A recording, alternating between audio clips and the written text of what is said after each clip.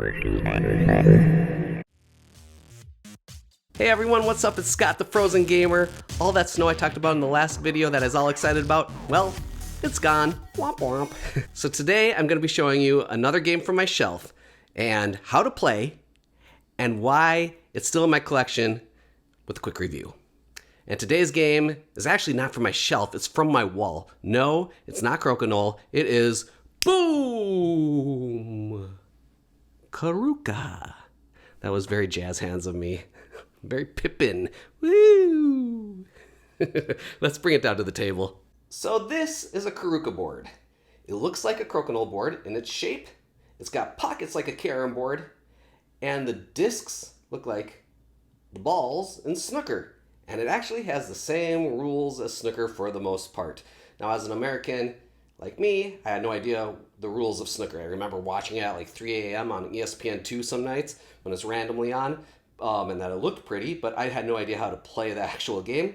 But the rules are actually really simple. It comes with a really good rule book. Carrooka comes with a really good rule book, and I'll explain it to you now.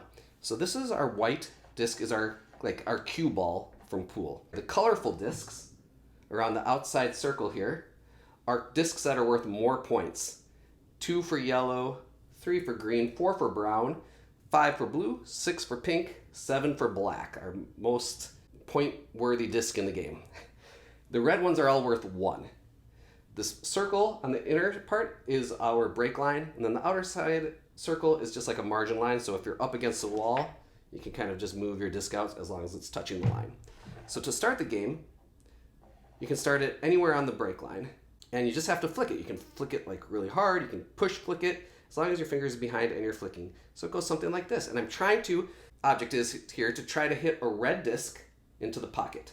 That's the first thing you always try to do on your turn. Hit a red disc, hit the red discs first, not a color disc, and make a red disc. So let's say I do this.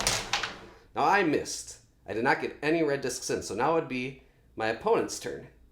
Now my opponent, this is something really cool about the game, it's on a Lazy Susan. Unlike Crokinole, where you're only playing on a quarter of the board the whole game, in Carrooka, you're going to be traveling around. So instead of making you walk around the table, they built it onto this nice Lazy Susan. And it works perfectly. As you can see, as I'm spinning it, the discs aren't moving. As long as you're not like whipping the board around it really fast, the discs stay pretty darn still, which is amazing. So it's my opponent's turn. Let's say I'm going to just kind of line this up a little better here. Usually you would never touch a red disc, but I'm going to for an example. And my opponent goes, and he makes a red disc, or she makes a red disc. Now it's still their turn, so they just got a point. The red disc stays in the pocket. You keep going until you miss or you get a penalty. So now they have to call a color disc. They can call any of the color discs. The catch is that they have to hit that color disc first and then pocket it. So I don't have a shot at pink here because red's blocking me. Same with yellow. I can maybe squeeze by and hit yellow from here. Green and blue are definitely blocked. Black's definitely blocked. So my best shot is brown, and pray that I make some lucky shot here, which I didn't. So that would be the end of my opponent's turn. Now it would be my turn. Now I have to hit red first again and try to make a shot. Well, I've got a pretty good lined up shot here, and I made it. Barely. That almost shot out of the thing, which would be a penalty. So now I have to hit a color disc, and I just put myself into the name of the game, a Carrooka, where I have no good shot at any of these color discs. Every color disc, green is blocked, black's blocked, blue is blocked by that one, yellow has a whole ton, pink has a ton, brown is blocked by this one, and black. So I don't have a good shot. I have to try to come up with a miracle here, and that's what a Carrooka is where you get yourself in a big pickle, and it's really hard to get out. So I'm going to try to do some crazy shot through these 2 red discs here, and let's see what happens. No, I just spun around the board, and that, folks, is a penalty because I didn't touch the blue disc like I was going for, and I didn't touch any disc. That's a penalty. The other ways you get penalties in the game. If that hit the blue disc first and then fell in here, or it hit any disc or any way and falls in the pocket, that's a penalty. If I hit the wrong color first, that's a penalty. If my cue disc or any other disc flies off the table, that's a penalty. So what happens when you get a penalty? The other player gets basically a bonus shot. So let's say I just got a penalty like I did. Now it is my opponent's turn. They can set up, if I pocketed it, they set up anywhere on the break line. If I pocketed the cue, which would be a penalty. If I just missed a whole bunch of shots, they just take it from there. So let's say they go from here, they get a shot on a red. Let's say, boom, they hit red. This red goes flying in that pocket. They scored a point. Now they're going to go for blue. They shoot at blue and miss. They get a bonus shot though. So now they get to go for blue, specifically blue because that's the shot that they missed on, a second time. If they hit blue in, boom, now they can go back. What happened? I never even explained yet what happens if you get a color one in. First, a color disc always comes back out. You score the points for it, and then it comes back out on the table. Then you have to go for a red disc again, a one-pointer. Let's say I made this one-pointer. Boom, I made it over there. Now I get to go for another color disc. This time I'm going to go for brown. Let's see if I can make this. I'm actually going to try this time.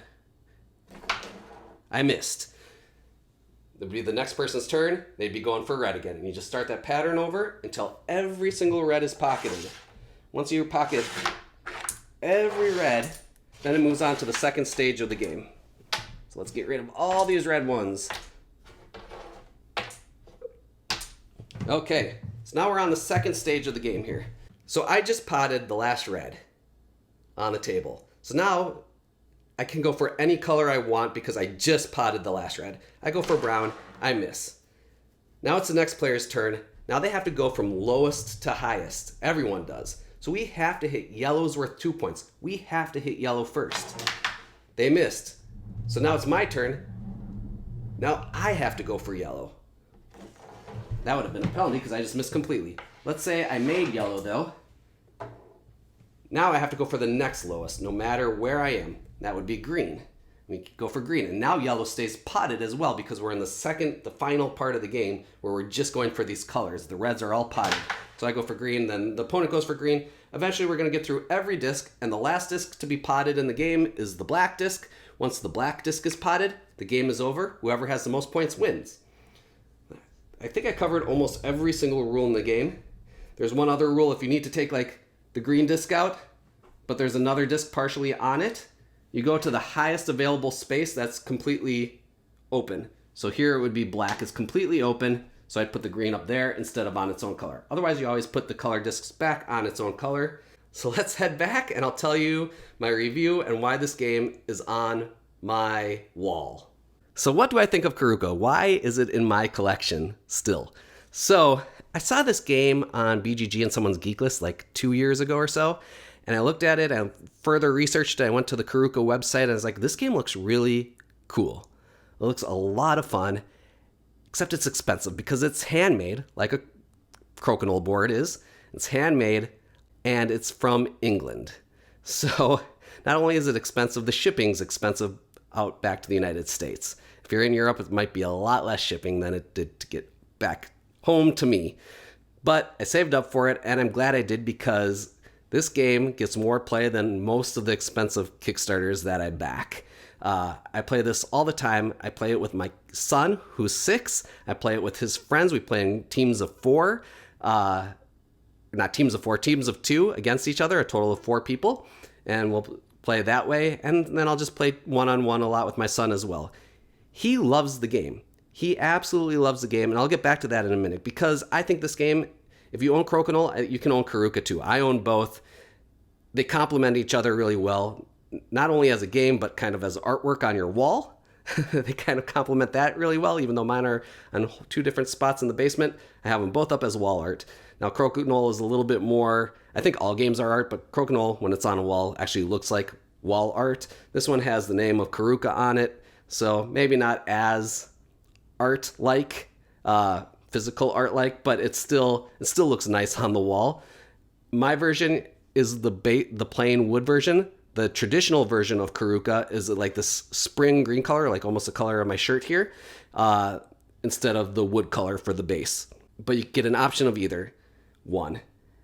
As far as gameplay goes, the reason that we usually play this over Crokinole is it's more accessible. I wouldn't say it's easier than Crokinole because they're both hard. They're hard to master, right? But for a 6-year-old or just someone that's playing casually, sometimes just getting through those pegs in Crokinole is really hard.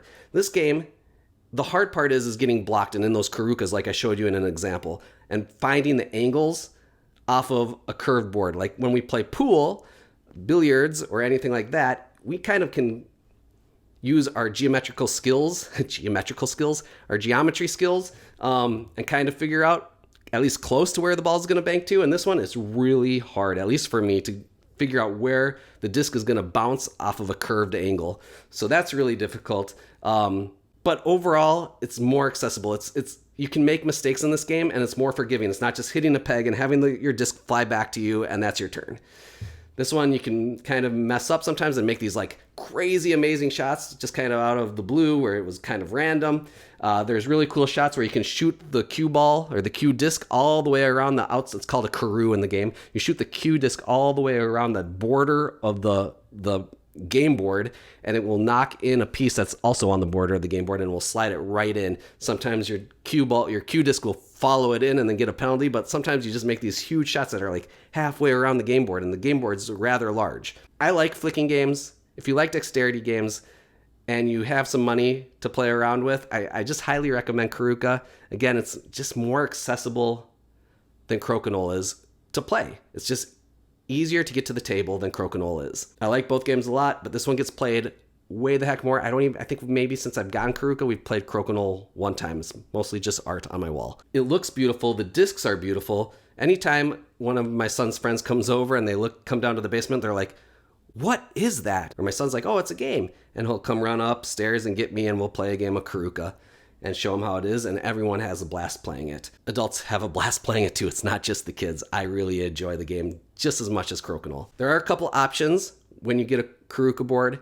Again, there's the plain color like I have, or you can go green. They also have a billiards version, like an 8-ball version of the game. It's on a different board. It's on a blue board. It might be smaller. I don't know 100%. And then they also have the tournament edition, which is the super large green board. They promote it for like bars and stuff if they want them for a game inside, a restaurant establishment of some sort. They also provide a bunch of accessories. I got the wall mount. They have bags. They have all sorts of stuff that you can add on a scorekeeper, so you don't need to do it in your head or by paper. They have all sorts of different accessories you can get. I kind of went on the cheap because it costs a lot of money to ship over here. But man, the game is good. The game is just flat out fun. So that is Carrooka. If you want to know more, you can hit me up in the comments. I'll tell you more about the game. If you have any questions, I will answer those questions. Please like and subscribe. As always, and peace. Stay cool.